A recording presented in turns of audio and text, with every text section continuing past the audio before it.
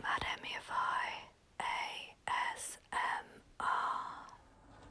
Welcome back to MademmyifyASMR and welcome to True Crime Tuesday, the first True Crime Tuesday since my Halloween week of videos, which was just last week.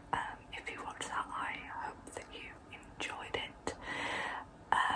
If you don't know what True Crime Tuesdays are on my channel, if you're just finding this video, basically every Tuesday I read a true crime tale in a soft spoken way. I tend to focus more on British crime than American crime, if that's your thing.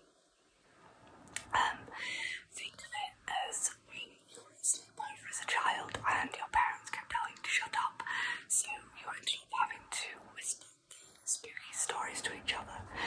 Today I am telling you all about Archibald, who was a butler who murdered those that he ended up working for. Without further ado, I am going to dive straight into the story.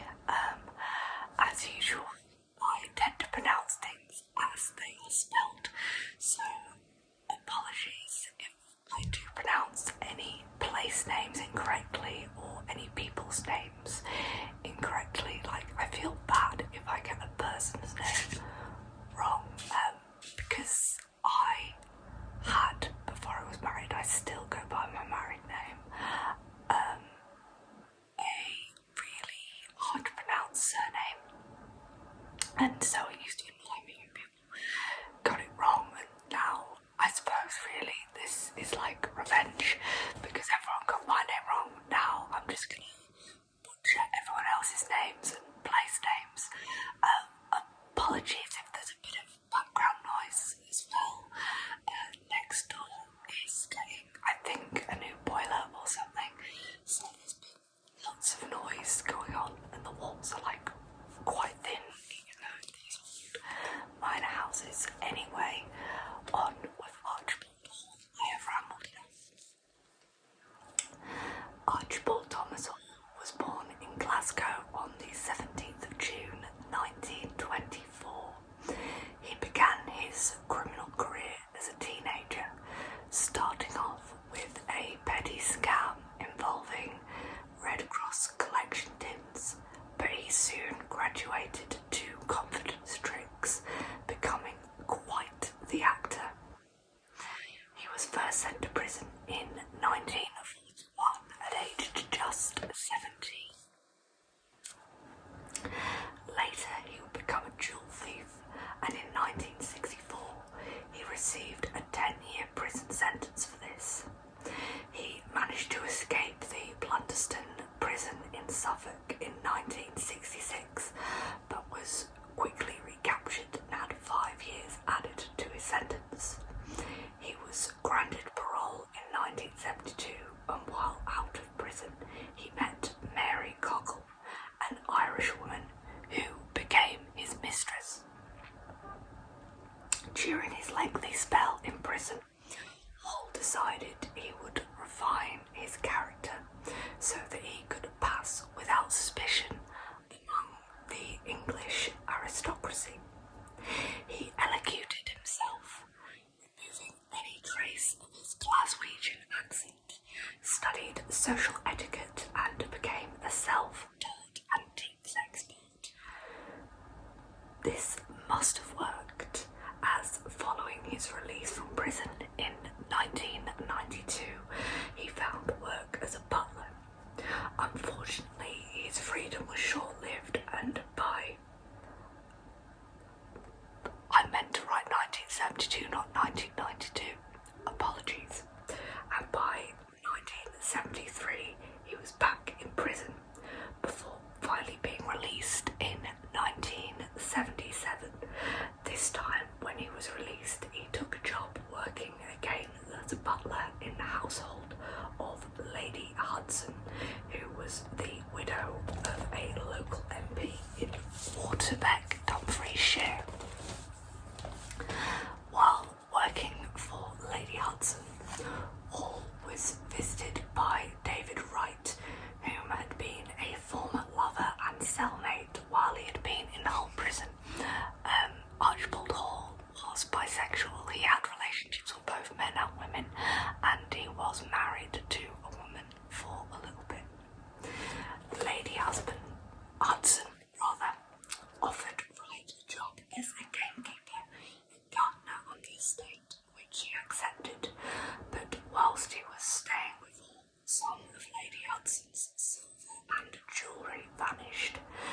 This annoyed Hall, as he had wanted to go straight, and he managed to convince Wright to return a stolen ring.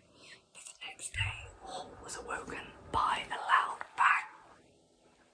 Wright was stood over the end of Hall's bed, pointing a gun. He had fired at Hall, but the bullet hit the headboard, mostly due to the fact that Wright was heavily intoxicated. Eventually, Hall calmed Wright down and he went to bed. The next day, the two men went out hunting rabbits, and when Hall was sure that Wright's gun was empty, he shot Wright in the back of the head, killing him instantly. He dug a grave for Wright in the bed of a stream and buried the body. Shortly after this, Lady Hutz became aware of Hall's criminal past and he was fired. Now, one source said that he was fired because she found out about the criminal past, and another said that after he'd come back, he quit the job straight away because obviously he didn't want to be working there when the body was found. So I don't know which it is, one or the other. Either way, he left that job. In November of 1977, Hall decided to move to London. He also around this time changed his name to Roy Fontaine, a name he took from Joan Fontaine in the Alfred Hitchcock film Rebecca.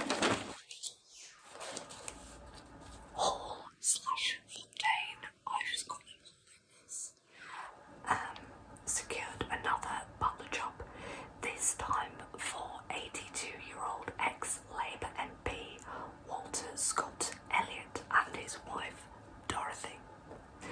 The Scott Elliots' home was full of priceless antiques, and of course Hall noticed this. He thought that he could pull off one last big heist and retire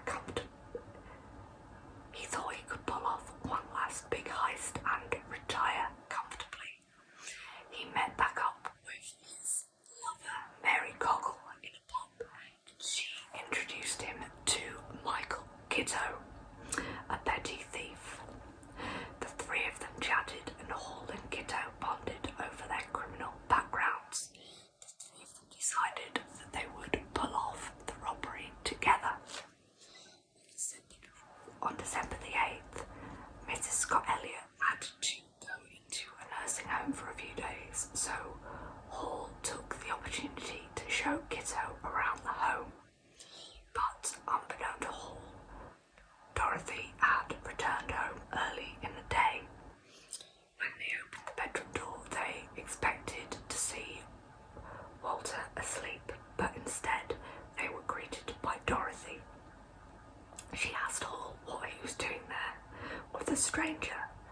Both men panicked and used a pillowcase to suffocate her. Initially, they had planned to make the death look like an accident, so they decided to put her back into bed, though whilst doing so, Walter Scott Elliot awoke. Hall told him that his wife had just had a bad dream and that they were getting her back into bed and that he should go back to sleep. The next day, Mr. Scott Elliot went to his club for lunch, somehow without realising that his wife had died. I don't know how. And Hall, Kitto and Goggle tried to decide what to do next. They decided that if they kept Walter Scott Elliot sedated with whiskey and sleeping pills, then Mary would be able to pretend to be his wife. The next issue they had was getting rid of the body. They put the body in the boot of a car that evening and drove to a cottage Hall had rented in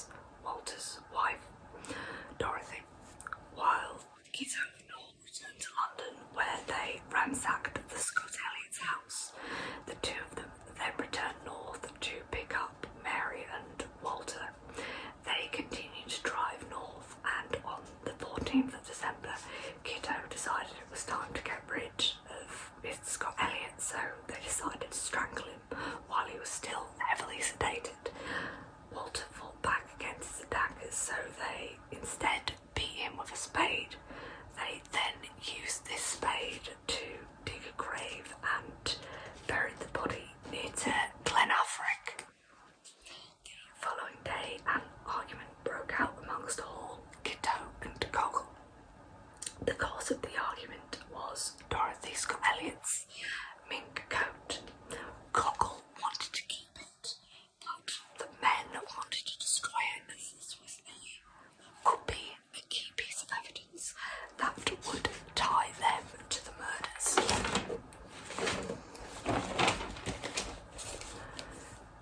Hall struck Cockle with a poker before suffocating her with a plastic bag. He and Gitto then drove towards Glasgow, dumping Cockle's body in a stream in Dumfriesshire. Her body was found on Christmas Day by a shepherd. The two then drove to Hall's family home in Cumbria, where they planned to spend a quiet Christmas. They met Hall's half-brother Donald, who had been released from prison just 3 days earlier. Donald, like Hall, had convictions for burglary, but also had convictions for child molestation. Hall didn't get on with his brother because of this, and as he considered him to be a pervert. Donald took a keen interest in his half-brother's apparently newfound wealth and began asking a lot of questions about where the money had come from. Hall decided that he had had enough and murder was now pretty much second nature to him. So he held a chloroform-soaked rag over Donald's face before drowning him in a bathtub. Hall and Gitto put the body in the back of the car and again drove north to carry out another burial in Scotland. However, the weather became wintry, making driving hazardous, so they checked into a hotel in North Berwick for the rest of the evening. However, the pair's movement and general actions aroused the suspicion of the hotel owner. It was Norman Wright. Worried that he might not get paid for their stay, he called the police and got them to run the car's registration. When the registration came back as belonging to a totally different car, police showed up to question the pair. The car was searched and Donald's body was found still in the gate of the car. Gitto was arrested, but Hall managed to escape through a bathroom window. He got as far as Haddington, where he was stopped by a police roadblock. The police then made the connection between Hall's car and a car registration that had been noted by an antiques dealer in Newcastle. He had called the police with details reporting the two men had tried to sell him china and silver at a price way below its value. The police then managed to trace the car to the Scott Elliott's address in London. They visited the apartment and found it ransacked and covered in blood. Cockle, whose body had been discovered by the shepherd on Christmas Day at this point, was then linked to the case as she had previously been registered as a housekeeper for the Scott Elliots. The police also had evidence from another hotel that 3 men, that's including a drugged Walter Scott Elliot, and a woman had stayed for one night, but the following night only 2 men, Gitto and Hall, had returned. Hall tried to commit suicide whilst in custody, but this attempt failed. After this, he told police everything, including details about the murder of David Wright, as I don't think a body had been found at this point and it wasn't being actively investigated. One by one, the victims' bodies were uncovered by the police. Hall was described as a psychopath at trial and was convicted of 4 murders. The murder of Dorothy Scott Elliott was to lie on file, which basically means it's in the public record, but it's not officially tried. And he was sentenced to life in prison. Gitto was also given life in prison for 3 murders. Police noted that Hall was also planning to kill Kitto, so in a way, he was lucky to be standing trial. Whilst in prison, Hall made numerous unsuccessful suicide attempts. He published a biography from prison in 1999 entitled A Perfect Gentleman. In 2002, Hall died of a stroke in Kensington Prison in Portsmouth at the age of 78. I think he tried to appeal his whole life tariff when the laws changed around whole life tariffs, but that was rejected, and he was like one of the oldest people in a British prison at that point. Anyway, I hope that I have educated and informed you about Archibald Hall. Next week, I'll be telling you about Amelia Dyer, who was known as the Reading baby farmer. And that one does have a lot of trigger warnings at the beginning, I'm afraid. So